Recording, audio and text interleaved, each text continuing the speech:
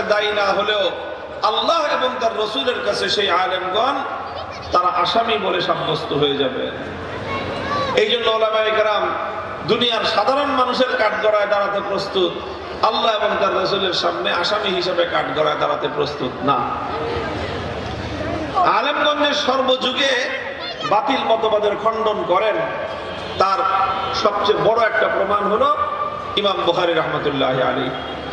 ইমাম বুখারী তার এই জগৎ বিখ্যাত হাদিস গ্রন্থ, যেই আলোচনার দ্বারা সর্বশেষ কিতাবটাকে শেষ করেছেন, সর্বশেষ ওনার কিতাবের অধ্যায় হলো কিতাবুর রদ্দি আলাল জাহমিয়া, বাতিল মতবাদের খণ্ডন। বাতিল মতবাদের খণ্ডন, বিভিন্ন রকম বাতিল মতবাদের খণ্ডন করতে করতে ইমাম বুখারী তার কিতাবটাকে শেষ করেছেন। এবং সর্বশেষ আজকে আমাদের যেই অধ্যায়টাকে আমরা পাঠদান করব, যে অধ্যায়টা পড়লেন আমাদের ছাত্র ভাই, সেই অধ্যায়টার মধ্যে ইমাম বুখারী রাহমাতুল্লাহি আলাইহি একটা বাতিল মতবাদের খণ্ডন করেছেন। কি বাতিল মতবাদ? একটা বাতিল মতবাদ মানুষের মধ্যে আছে, সেটা ওই যুগেও ছিল, এই যুগেও আছে। সেটা হলো কোনো একটা বিষয় যখন মানুষের মাথায় ধরে না, বুদ্ধিতে ধরে না, তখন কিছু মানুষ আছে যেটা আমি বুঝি না সেটা আমি মানি না। বুঝেন নাই কথা? কিছু মানুষের নীতি কি, যেটা আমি বুঝি না সেটা আমি মানি না। দেখেন, এটা এত বড় একটা মূর্খতাপূর্ণ নীতি যে বেটা দুনিয়ার কেউই সবকিছু বুঝে না। বলেন, এমন কেউ মানুষ আছেন কেউ দাবি করতে পারবেন যে আমি দুনিয়ার সব বুঝি? কেউ নাই।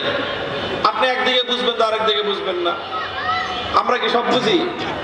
অনেক কিছুই আছে দুনিয়ার আমরা বুঝি না, সেটা এক্সপার্ট যারা তাদের কাছ থেকে বুঝে নেই।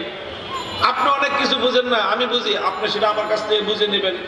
অনেক কিছু আছে আপনি বুঝেন, আমি বুঝি না, আমি আপনার কাছ থেকে সেটা বুঝে নিব। এভাবেই দুনিয়া চলে।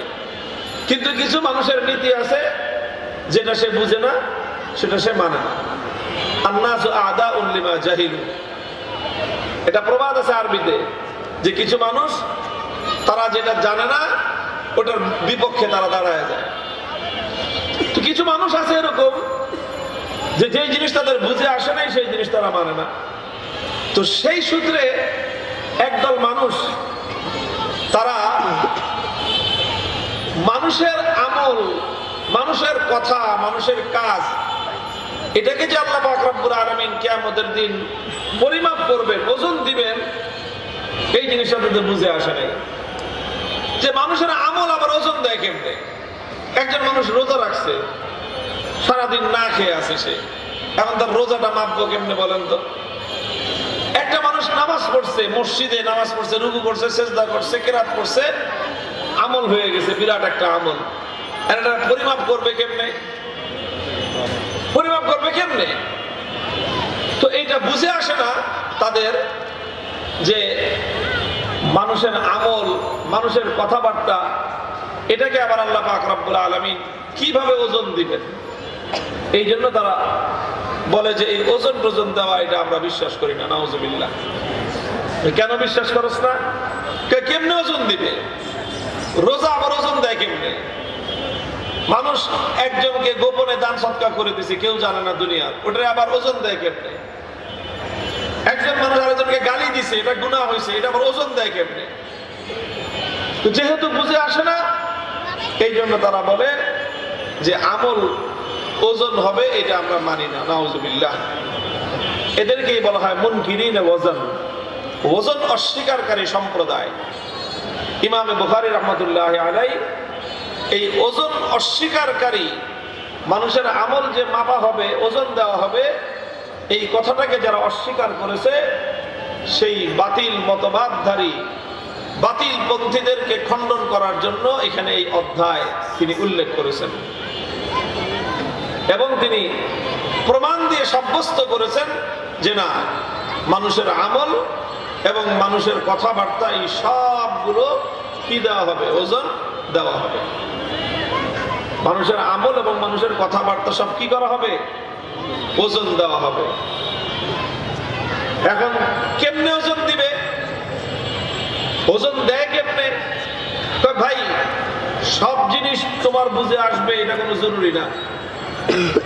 সব জিনিস সব মানুষের বুঝে আসে না, কিন্তু বুঝে না আসলে অস্বীকার করাটা, এটা এর মতো বড় নির্বুদ্ধিতা পৃথিবীতে আর কিছুই নেই। আল্লাহ পাক রব্বুল আলামিনের কাছে সেই কুদরত আছে, আল্লাহ পাকের কাছে কুদরত আছে, যে কুদরতের মাধ্যমে আল্লাহ পাক রব্বুল আলামিন বান্দার আমল, বান্দার কথাই সব কিছু আল্লাহ পাক ওজন দেওয়ার ব্যবস্থা করবেন। মানুষকে আল্লাহ পাক সামান্য ক্ষুদ্র জ্ঞান দিয়েছেন, মানুষকে সামান্য আল্লাহ পাক ক্ষুদ্র ক্ষুদ্র জ্ঞান দিয়েছেন। আল্লাহর